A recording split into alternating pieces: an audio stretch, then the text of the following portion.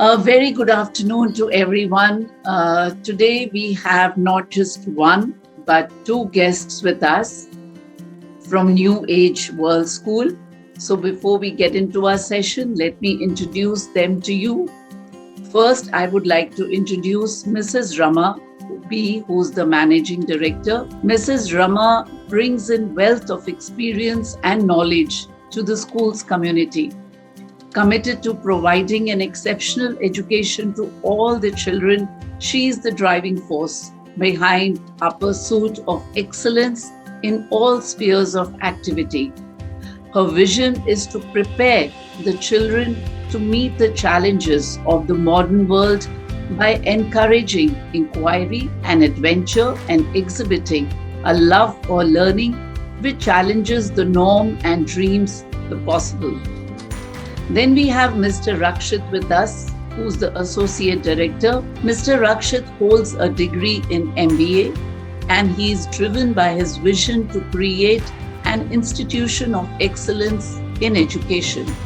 His inspiration, imagination, and the innate ability to understand the pulse of today's educational requirements help him plan accordingly to provide quality education covering a wide variety of aspects that fulfill the expectations of parents.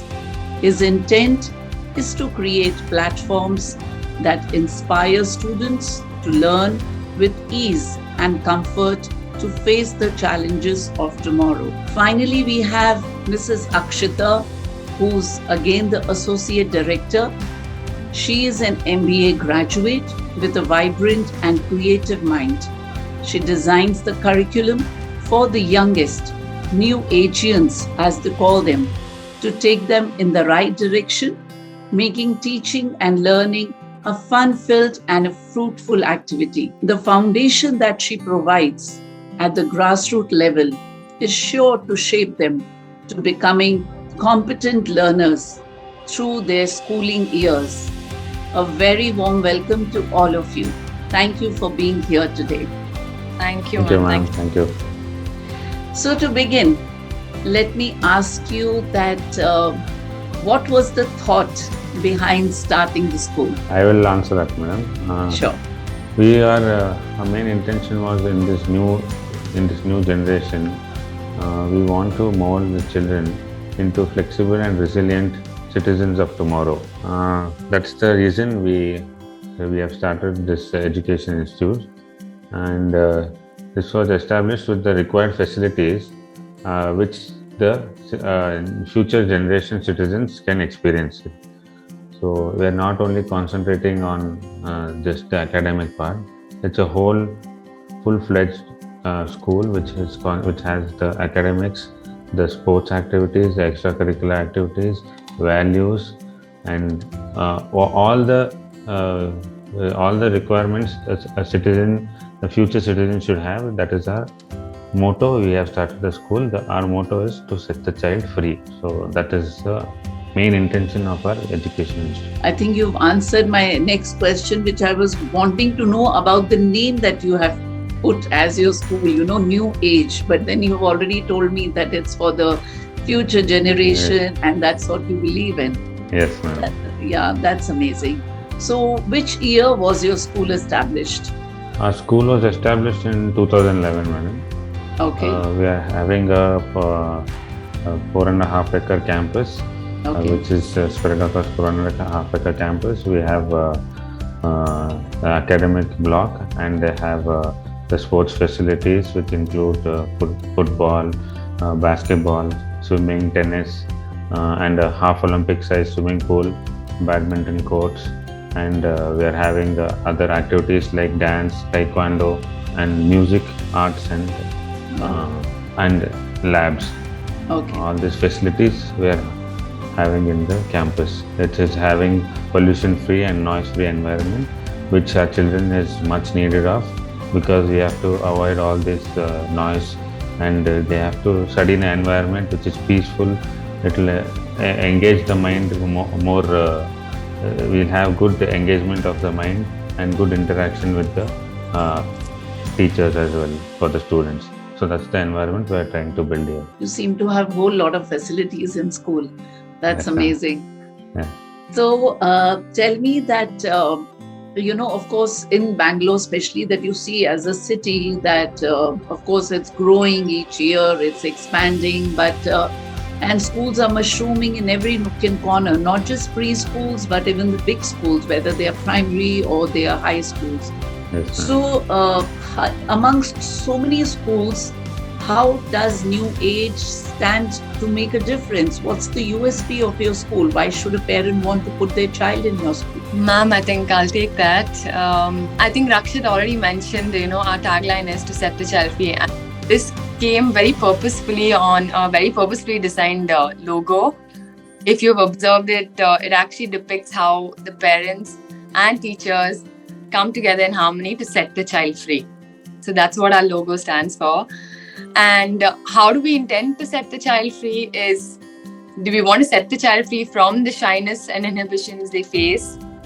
And we've seen a lot of children grow up for doing, really academically, but when it actually comes to delivering, when they're a citizen, young citizen, there are some skills they still don't have to make it. So we want to set them free from the shyness and inhibitions, from the fear of failure, from rote learning, and the routine and meaningless, the boredom of learning that they get through when they're in the higher grades. And we want to do all this so that we get the stress out of the child.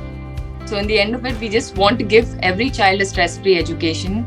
So there's a lot of back-end work that happens. So we have a very, very proficient NDEE team, which actually specializes in creating custom curriculum. And in fact, it's an award-winning team. We've just recently received awards for the same. And I just feel because of, us being so, with the numbers, we are very, very keen on, the number of children we take. I feel like every teacher knows a child by name and they're very connected. The child is very happy to come. They don't have the fear of asking questions. So this is definitely, one point where we stand out. And I think the teachers are very happy, like Rakshith mentioned, it's a very peaceful environment, and the interaction between the teacher and child, that we personally see it. And I think that's the key point for any child to come to school. So we work very hard on making sure our teachers are in that state of a mindset. And lush green campus, very peaceful, noise-free, like you walk in and you're, in a blissful state of mind. So yeah. That seems like a very conducive environment for the teachers to work in, because irrespective of what environment they are coming from or what state of mind they're coming from, once they enter the premise, I'm sure they would really feel happy and relaxed. That's Right. amazing. In fact, I was going to ask you about the logo, but of course you answered. I was quite fascinated with those 3 petals, and you've already answered that. What was the thought behind it? So that's really unique. Another thing that we see today, of course, I won't say about you guys, but I'm not of your age, much older, but I remember when I was growing up, my parents just put me in the school which was the closest, irrespective of the board that the school followed. But today you see, when the parent enters and the first question they have in mind is whether you follow ICSE, CBSE, IGCSE, and so on. So boards have become of big prominence in the minds of parents. So as educators, what do you think? Any kind of board, does it really play an important part in a child's success? Not actually, ma'am. The boards do not define the success of the child. It just defines their career paths, what career they want to choose after they finish their education in school. So it's not that does not define the success of each child, because each child is independent and individual.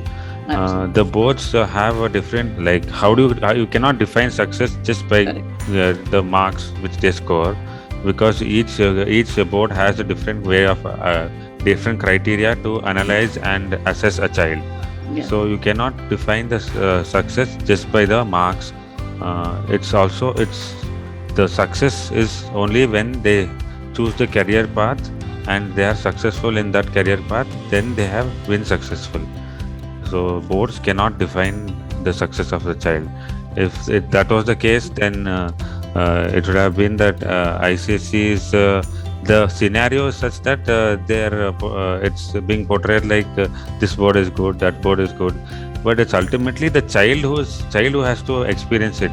It's the parents are also in a dilemma that the boards are some have intention that CBSE is relatively easy compared to ICSE. The language which the ICSE follows is little above from the CBSE standard.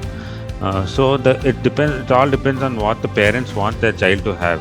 So if they want their child to have this kind of experience, they will opt for this board. If they want to have this kind of experience, they'll opt for that board. So like in ICSE, if you see, the language of English is very high.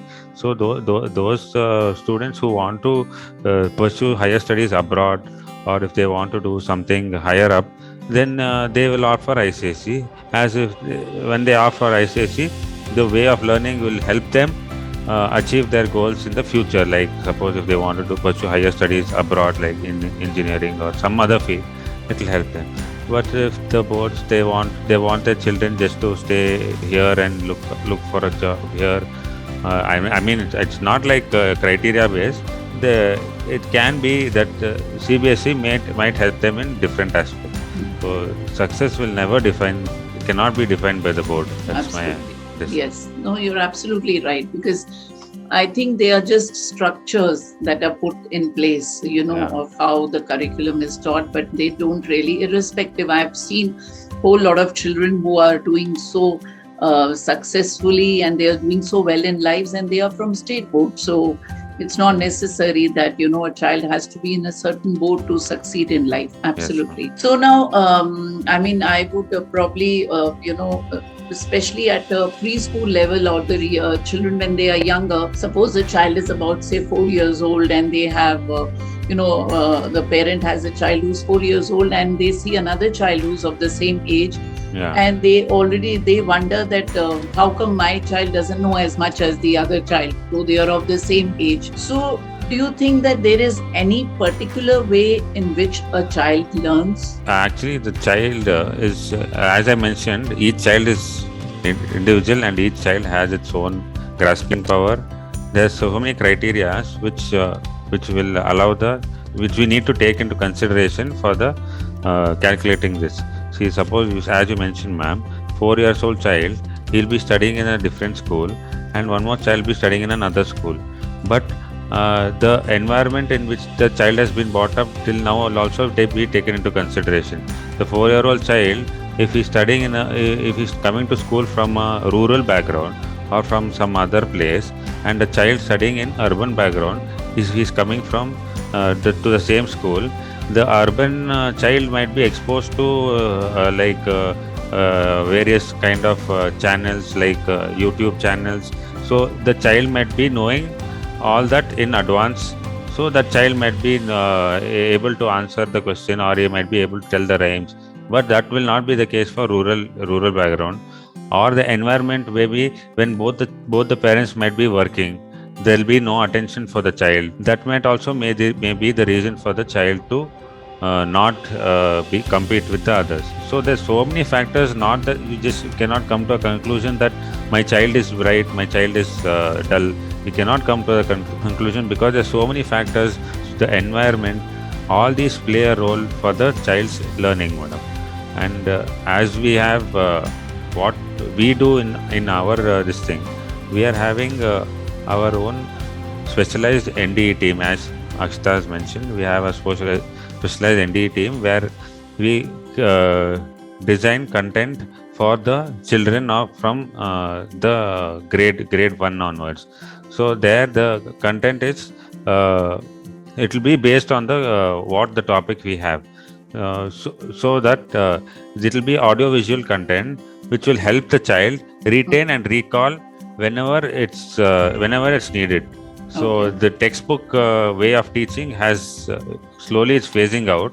Yes. Because suppose, take for example, if the child is studying a topic about force, we know that force definition we have been knowing from the textbook. Correct. But there are so many things, creative ways where you can show the child that this is the way force works. Like it's in that involves mass and acceleration. We get force, so that we will show in a visual way. So the child's ability to understand the concept will be much higher. So that is what we are trying to imply in our school curriculum, in our institution.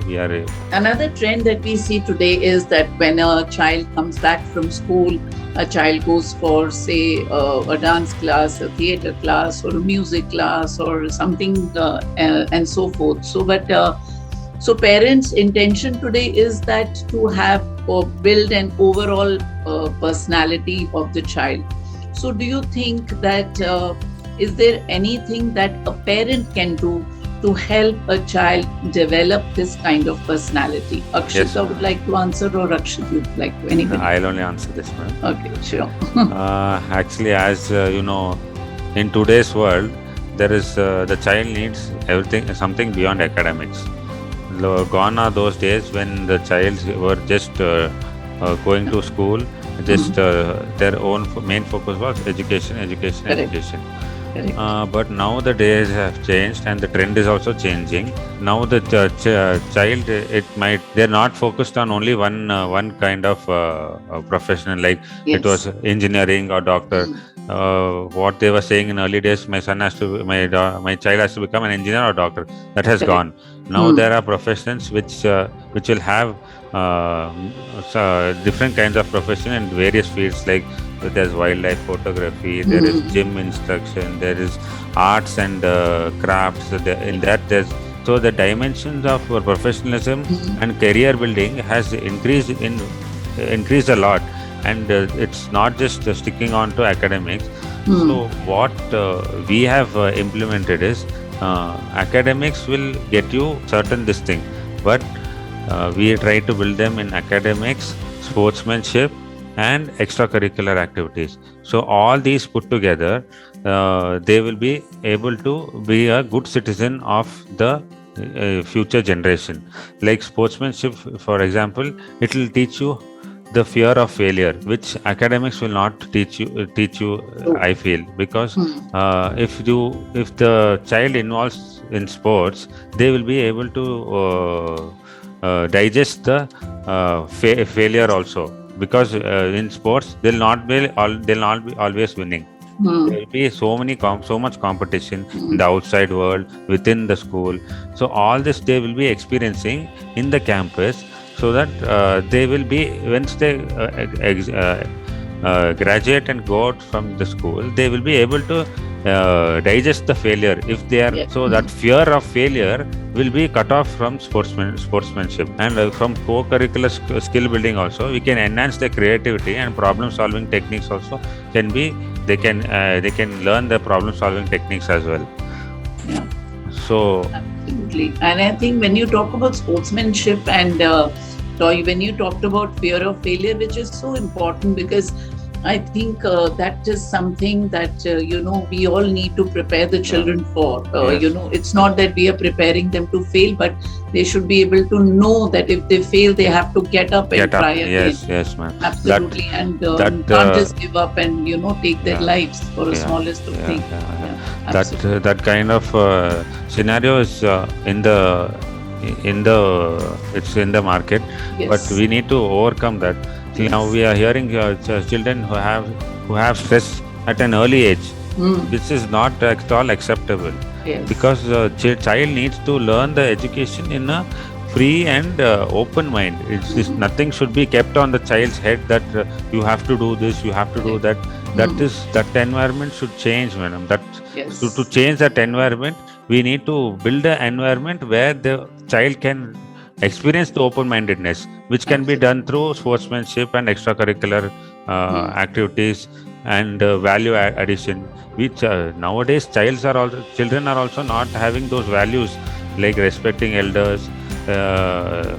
When they are overcoming the elders, they need to respect them, and they need to have discipline. All these values, we need to create the environment nowadays. They are not experiencing the actual this thing. Yes. Absolutely. Yes. And I think, of course, I can with whatever you have spoken about, I understand that you do lay a lot of stress on activities in your school. But I would just like to understand that what kind of emphasis or what kind of stress is given to activities in your curriculum that you follow at New Age. Yes, ma'am. So Yes, actually, Rakshith. I'm sorry. I'm- Rakshith. Add another point to the previous question. Sure.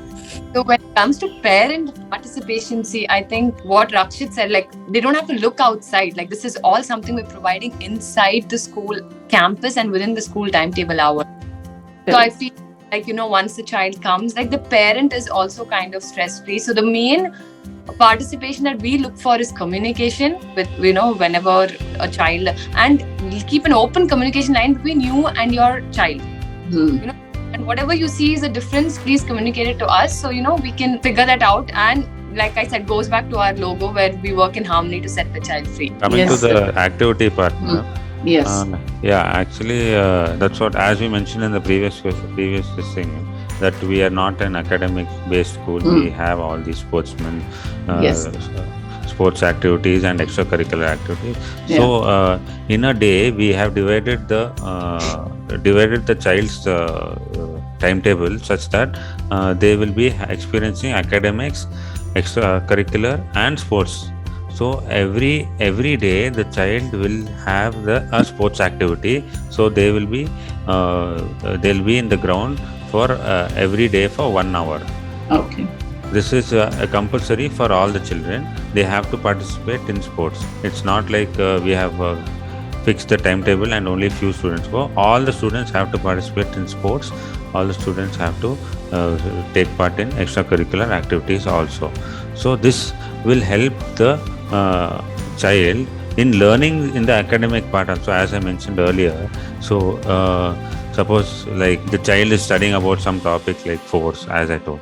So the child will have to gauge while playing football. He will gauge to how much extent if I kick the ball, where which position the ball might go. So that will be a practical experience for the child. Yeah. So all this environment, it's happening at our campus. So that is the emphasis we are giving for the child for extracurricular and sports, so that they need not have to go to other outside, like Akshita mentioned. They need not have to go outside because all this happening at school. So they don't have to take the parents don't have to take the burden to send them to some classes, all that.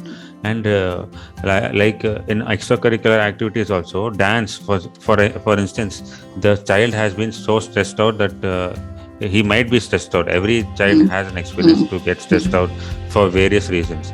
So if you have a dance class, the child's this thing only will change, outlook only will change, because dance, some children, dance makes them feel a lot happy. Some it might be music. So all that we are giving the experience for them. So that's the emphasis we are giving for the child.